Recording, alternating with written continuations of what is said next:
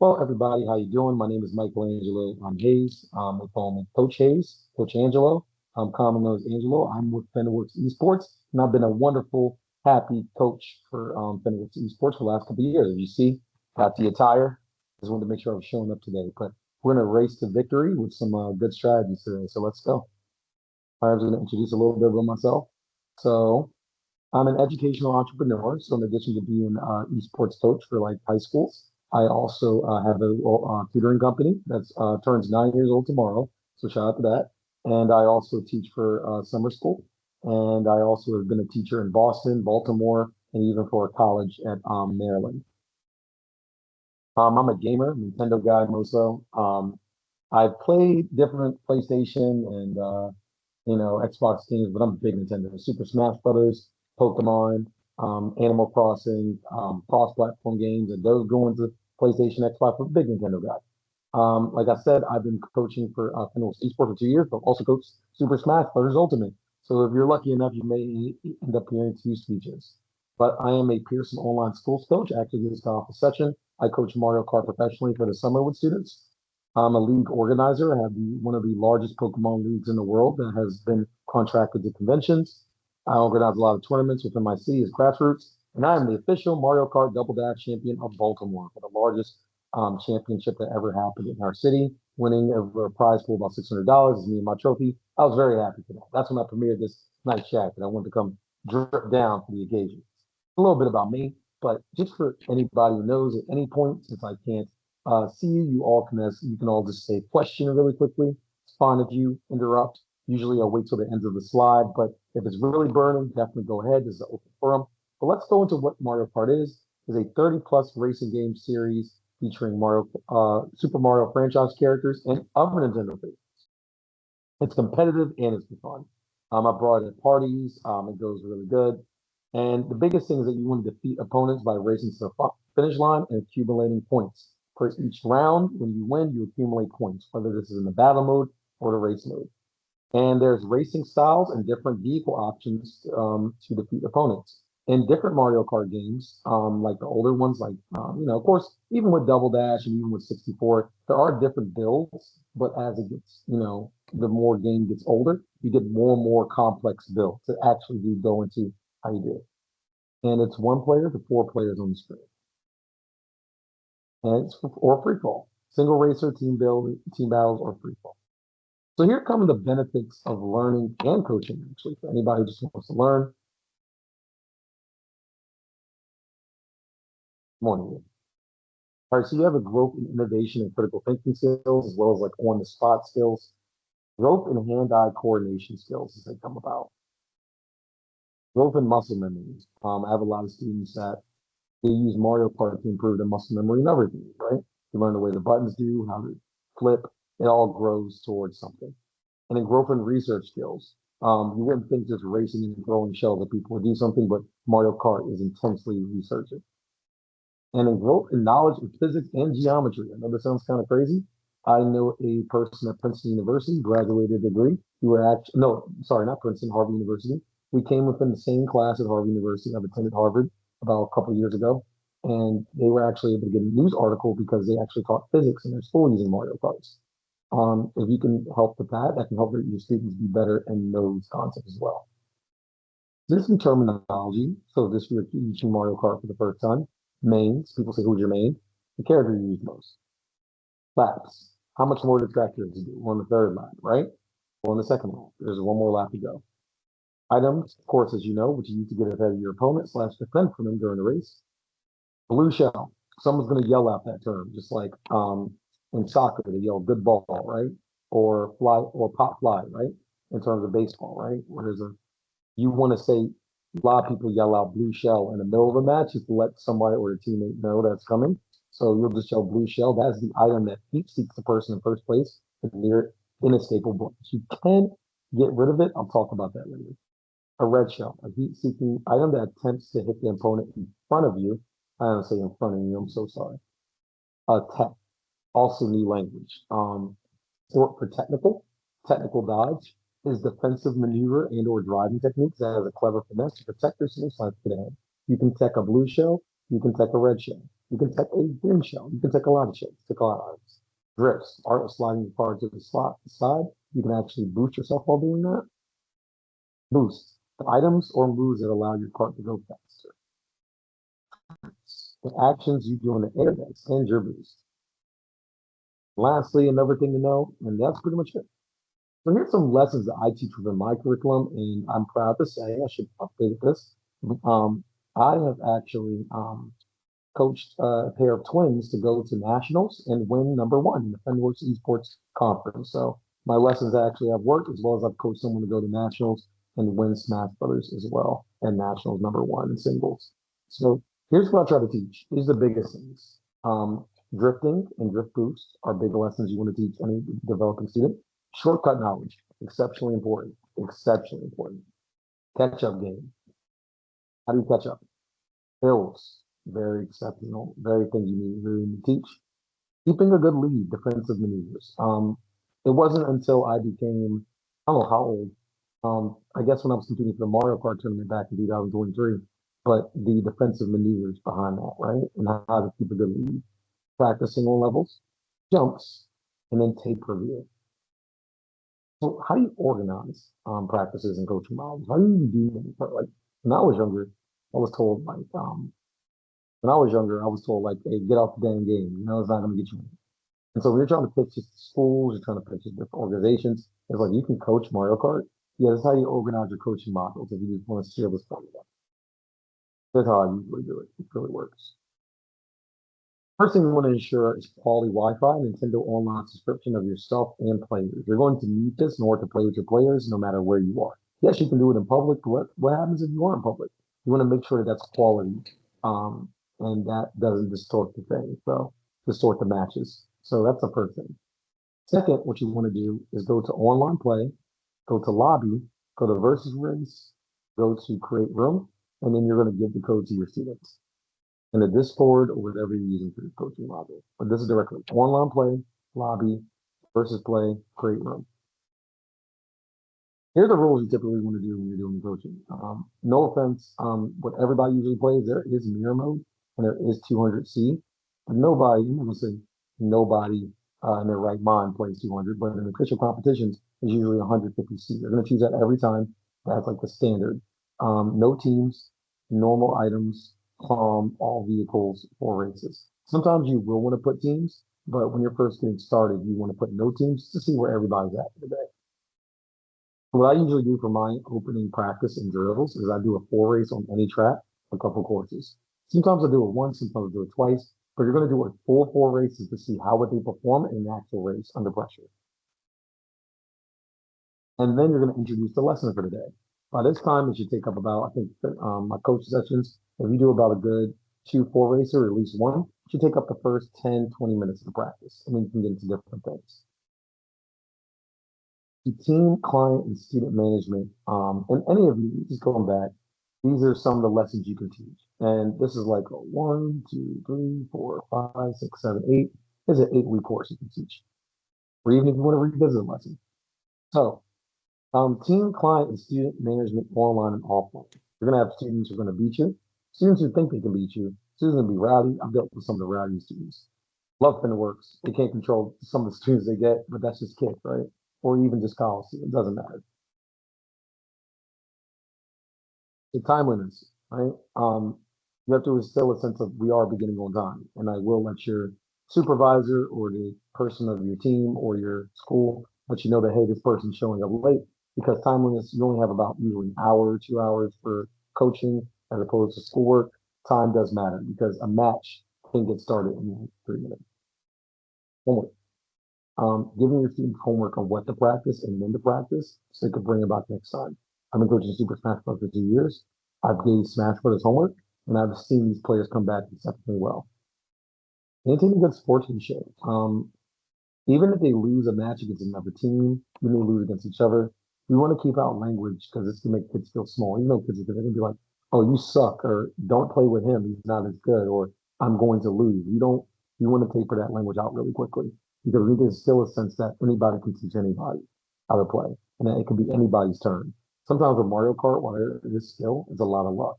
So always when you maintain good sportsmanship or reinforce that, that doesn't have the team fall inside. Had a couple teams that I've coached have done well, but the times they fell apart is because it was like, it was your fault, it was your fault, it was your fault. That's not good sportsmanship. Next is attitude and ego checks. I don't care if a student beats you once. Oh, I beat coach. Great stuff. Of course it feels good beating the coach, like, right? Like you played soccer, you played football. I beat the old man who's teaching me, right? You still have stuff to learn. So always, not even to make everything so hierarchical, but be like, hey, like you won this one race, but let's calm down here, right? And that really helps, which establish positive feedback and constructive criticism every single time. But one thing you want to do as a coach is that you want to try to win as much as possible because, or at the beginning, actually, you don't have to win all the time, especially if you're trying to teach a lesson. But especially in the beginning, you don't want that hierarchy to be like, I know more than you, whether it be math, science, or anything. Once someone feels like, okay, I know more than you on this, they feel the authority to speak over you, to speak to other students, to give their advice. And while their advice may be sound and that knowledge is an open forum and that we don't always have to bank education, the biggest thing is that sometimes is that a student or a child can get out of control and be like, well, I'll know more. I'm the best in here. No one can tell me anything. And if you're not winning number ones, then I don't know what you can say. But even with that, you can always lose. And you can always lose because you were sloppy. So definitely that is one of the biggest parts that you have to worry about right here, the sportsmanship and the attitude and ego check because some lucky players will make a student feel like they're on top of the world. And it's literally just a game. So here's some of my choreography, right? Choreography is like games, right? And I'm gonna say this kind of like what happens in Smash in Mario Kart. Early skill dominance slash showcasing, like I said in the beginning, when you win early, you show students what you can do instead of taking it easy. Then there's like, okay, this is the standard. Because if you have students beating you, that's a good thing. But you need them to get to that level. So you don't. This is contrary to popular belief. You don't need to take it easy on them, unless you're actually trying to teach them a lesson. Unless you want to instill a slight bit of confidence. Here's the choreography, right? And you want to show them that okay, on certain stages, you did get ahead of me generally. In this stage, I went full throttle. You want to pick stages at where you aren't the best at, both you as a coach and you as a student. Who cares if you're winning on your strat? You can win when you're not good as well. Um, with Smash Brothers, with any game, you like to play on an optimal field, which is good, right? You want to practice as much as possible. Play play on your weaknesses as well, because when you practice those weaknesses, when it comes time game time, you're good. What happened for the Mario Kart tournament is that I had certain levels I just did not like, but I had to practice those tight corners and those shortcuts as much as possible. Talking while playing. I know people say talk while chewing gum. It's very, very important to talk while playing. When you're playing, you're telling your students like, "Good job, Noah. Good job, Brian. Good job, Quinn." You want to start using their names like, "Good job. I see what you're doing. I saw that nice little tech there." You want to remind them of affirmation that this was good. Or if you're breezing past them, yeah, if you'd only held this a little bit longer, you would have made it get past it. Nothing too bad, but just candid feedback, right? Positive suggestions, no disparaging comments, and a little back and forth, right? Sometimes even if I win, I make sure that me and the students have a back and forth. I want to duel with them on the track, like speed race or car food type things. So you can show them like, okay, like, you know, I'm going back and forth with you. What would you do if somebody was right next to you? What would you do if somebody was really right behind you? And when you do that, it builds confidence because it gives them that sense of pressure, that sense of battle, right? And then spectator stands for the people not playing. So for anybody who's not playing, have a way for them to watch, whether you're streaming and you need help or assistance for words on streaming material, let me know that as well. And I'm not done yet. I have to go to the very end. Sorry about that, y'all. Um, Shortcut now. No, super sorry. We went to drills.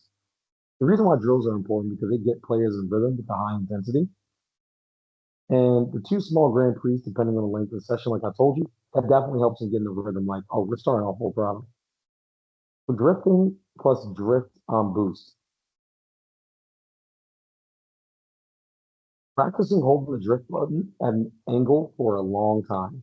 When you hold the R button, if you just didn't know, it helps you if you hold it long enough in a lot of Mario Kart games. It helps you get a drift that allows you to boost. And when you angle your car like a slingshot, like you come from here and then shoot up, that allows you to become a slingshot when you anticipate the boost to take you. This helps students or people and opponents to pass each other all the time. And in practicing the drift past obstacles and not hit the wall is super important because you don't lose your momentum.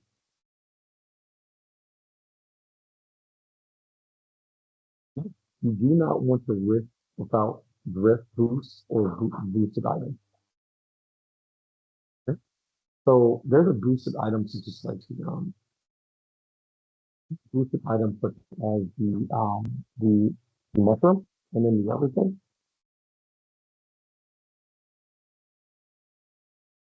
is the boost in which you're able to like the mushroom in which you're able to boost past the shortcut. That's super important. And it's a high risk slash high reward judgment because of conservatism. And the biggest thing that you want to do for this section is that there are shortcuts to every single Mario Kart level. They're secret and it all becomes memorization. I'm not going to say it doesn't take skill, but it does take memorization. And once you memorize it, you get past it. Like I've memorized them, then you get past everybody really quickly. It shaves 3 to 5 seconds, but it makes a world of difference if you do it right. Rehearse, rehearse, rehearse.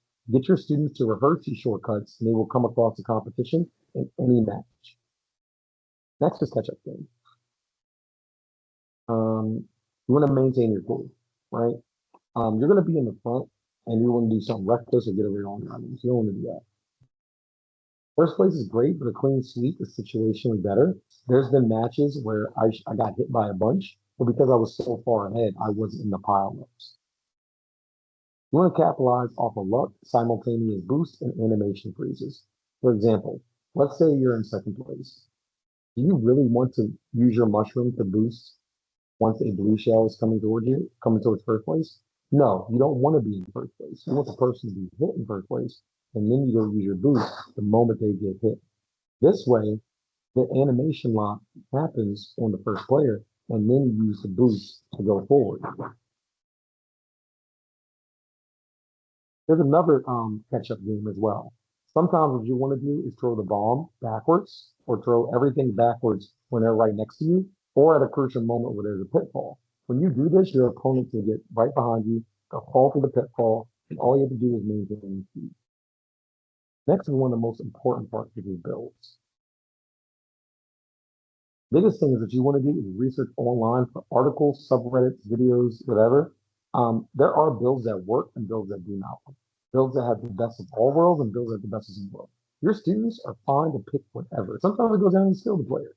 Right? I've seen someone play with the Mario Kart default and still do really good in the tournament. Pretty crazy. One of the craziest things I've ever seen. However, every cart has a thing. Sometimes your student wants to look aesthetically cool. That's fine as well. But there's some builds that work better than others. I like using a black Yoshi build with the buggy cart and the roller. That helps me get ahead of my opponents all the time. So one thing you do during coaching sessions, you let them have fun. But then when getting serious, have them test different builds that are recommended to see which one of the meta that actually does the right boost, the right traction, the right drifts. What can that help you get further? You're gonna try those. And no smart steering actually. You want your players to get better. I do smart steering for myself. It's up to which players are able to do. When you don't do smart steering, that allows you to get bigger drifts and bigger boosts and everything of the sort and not go as slow. But drifts do allow you to slip off the field, especially when it's something of a level that you're not good at and you will slip off of. But that's why we rehearse. So smart steering or no smart steering can be a build that you can put in the middle of a match. Keeping a good lead, defensive maneuvers. We talked about this, like catch-up game. Holding items at bay.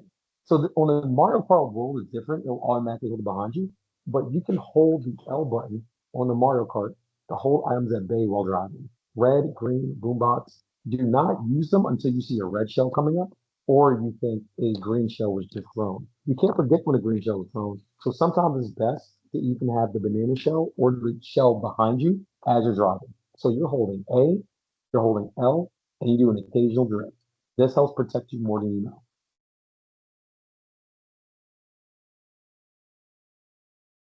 So blue shell text. So I told you the boombox, if